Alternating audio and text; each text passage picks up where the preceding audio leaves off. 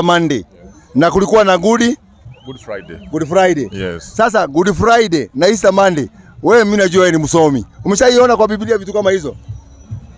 Kitu kinaitwa Good Friday ama Easter Monday? Sijaona, lakini kuna mahali inaelezea Pasaka. Is this Passover? Inaitwa Pasaka. Tutakuja kwa Passover. Nataka tumalize hii kwanza. Tumalize kwanza hii kwanza ya Sijaona. Mimi mwenyewe nilikuwa Mkristo. Nimekuwa Mkristo kwa miaka mingi.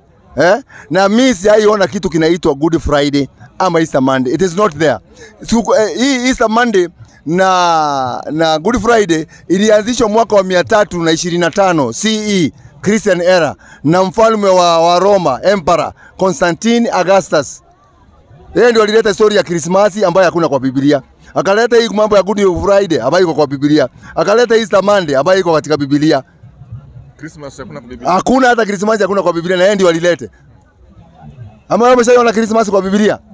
Sijui kama ni hiyo, lakini kuna verse in the Bible inasema on the 12th month of the and on the 25th day of hii ni mtu alitolewa gerezani. Hebu soma hiyo andiko, anasema hebu soma hiyo. Yeremia 51:31. Hizi ni sikukuu zimeletwa ambazo haziko katika kitabu. Nyinyi mnafuata tu, lakini you don't question.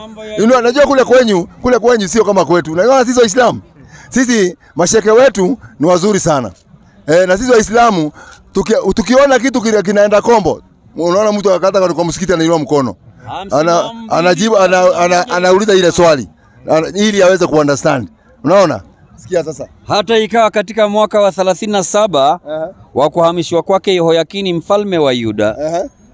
Katika mwezi wa 12, mwezi ni wa 12 Disemba, siku ya 25 ya mwezi, Evil-Merodaki mfalme wa Babeli katika mwaka wa kwanza wa kumiliki kwake akaminua kichwa chake Yehoyakini mfalme wa Yuda akamtoa gerezani. Unaona ni mtu alitolewa gerezani.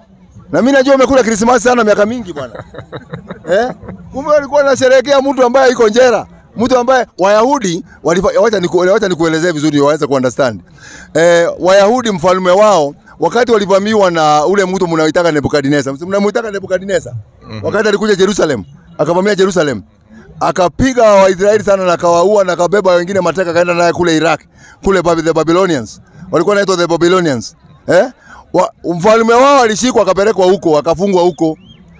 Wakati alitolewa gerezani, Wayahudi wakawa wanasherehekea mfalme wao kutolewa gerezani. Sasa nyinyi wakati mnafika Disemba mnasherehekea hata Christmas, ni mnasherehekea mfalme siku zaliwa kwa mnaambia walikuwa wazaliwa kwa Yesu. Ndio tunaambiwa hivyo. Sasa Mariamu si alipata mimba mwezi wa 6? Mwezi wa 6, yes. Si ni mwezi wa 6. Kwani mtoto anazaliwa na miezi ngapi? Sasa ukihesabu kutoka mwezi wa 6, Yesu alizaliwa wakati gani? Mariamu alipata mimba mwezi wa 6. Ongeza miezi 9 anafaa kuzaliwa wakati gani? Mwezi wa 3. Mwezi wa 3. Lakini nyinyi mnaambiwa tarehe 25. Kumbe tarehe 25 ni mtu mwingine.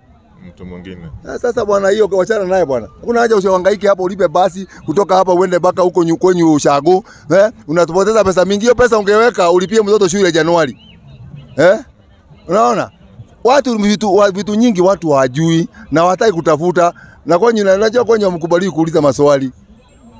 Ama mnakubaliwa? Siku hizi tunauliza. Siku hizi mmeamua. Wahandeni kabisa.